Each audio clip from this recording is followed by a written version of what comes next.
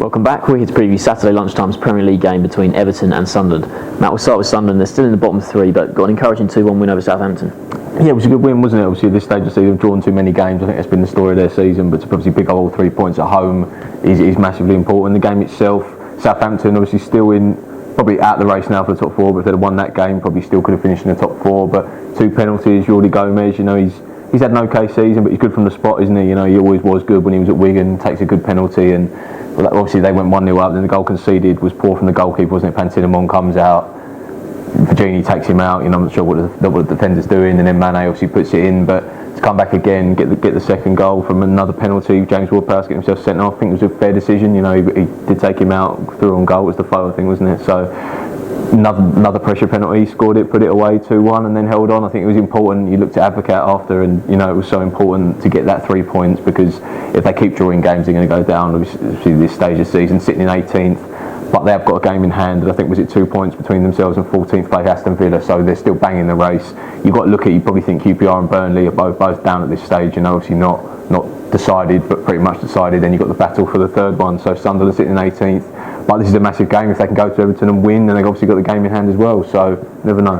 Yeah, you mentioned there's sort of 5 teams with between 2 points separating them between 14th and 18th, and I'd say some of them do have a game in hand, but their running is very difficult. Yeah, they've got 3 of their 4 games away from home, Everton here, then they finish with Arsenal and Chelsea away from home, so that's going to be very, very difficult for them. The big one for them is Leicester at home, after this game against Everton, but the fact that 3 of their last 4 come away from home isn't really a good sign, because their away form's been poor all season. They've won just twice away all season, and the last of those wins was back in December, I think. So, they haven't won away from home in 2015, and the fact that, even though they do have a game in hand, they'll sort of look at the table and think, right, if we win our game in hand, we're above the 4 sides above us, but their running is probably the most difficult out of everyone, even though they have that game in hand. So it's hard to say that it's an advantage necessarily, and I think they definitely need at least one surprise result of those 3 away games. Even if they beat Leicester at home, in the next game, they probably need to win at least one of the 3 against the sort of 3 bigger teams they play away from home. So really difficult running for them, and you have to say that at the moment they probably are favourites to join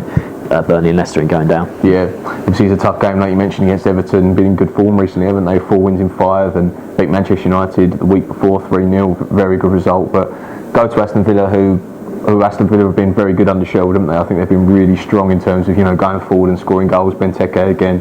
Game itself, Everton were okay, but they were sort of always playing catch up, weren't they? Obviously they got the goals, Lukaku penalty, which was quite a poor penalty really, and Jagielka, wasn't it, who headed home from close range, but always sort of behind in the game, and it never really it wasn't as if they were winning 2-1 or 2-0 up or something and then lost the game. But I think it's the worst result in the world when you talk. The run was always going to come to an end. They put a lot into the Manchester United game, so to go to that game is obviously difficult. And they dropped into the bottom half now, haven't they? 11th, which is disappointing. You look at the season as a whole. If you hadn't seen the last few weeks, you'd see them sitting in 11th and thinking that's quite a poor season, but not too far away from the top half. I think obviously West Ham, you think Swansea are probably going to finish 8th, but they've got Stoke as well in around that area. If they can finish 10th, from the start they made was really poor. So obviously last time out, disappointing result. We're keen to get that to winning ways. Yeah, I think their home form, obviously they lost that game away at Aston Villa, but their home form has been really impressive. They started the season at home very badly. Like last season at Goodison they were great, and then this season they started the season 2-2, lost 6-3 to Chelsea, and then lost 3-2 at home to Palace in their first 3 home games. But since then they've only conceded more than one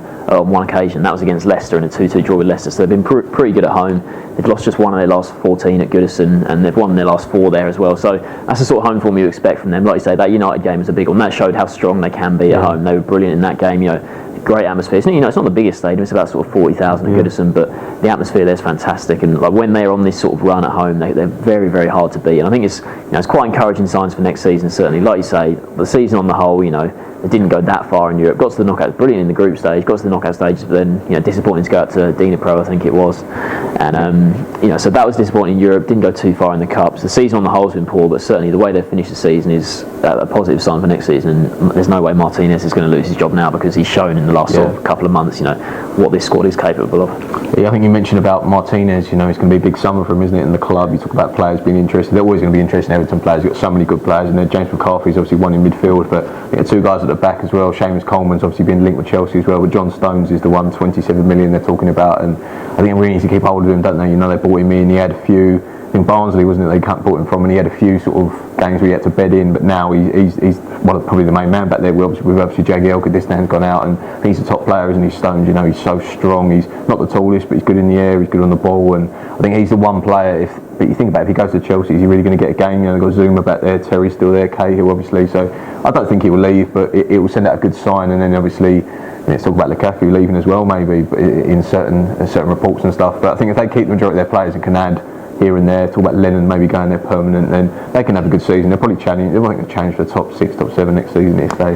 Yeah, I think Stones is sort of the big one, because you could sort of see, you know, Chelsea, they've had that sort of, you know, English, you know, central defensive partnership of Terry and Cahill now. You know, it's been very, very good for them. And I think Terry, what's he got, maybe 2 more seasons left, and if they could get Stones now, you know, and then sort of maybe sort of put him under Terry and Cahill's leadership at Chelsea, you think that could be very formidable for them. But it'd be interesting to see if they really do go in for him, and if Everton, you know, have the resolve to hold it off. It'd be very interesting to see. But anyway, back to this game. You know, what's your score prediction for this one? I think you've got to fancy Everton at home, haven't you? Like I say, Sunderland a good win last week, but I just can't see them going there and getting anything. To be honest, I don't think it'd be formidable from Everton, but I think they'll just nick it 2-1. 2-1. I'm actually going to back Sunderland to get a point out of this. I think Everton, you know, even though talks about them being strong at home, Sunderland do have so much more to play for than Everton, and I think that 2-1 win over Southampton shows they can, you know, can do well against some of the better teams in the league. So I think I'm going to back Sunderland to get a point and go 2-2. So, but 1 home win and a draw. Thanks for watching.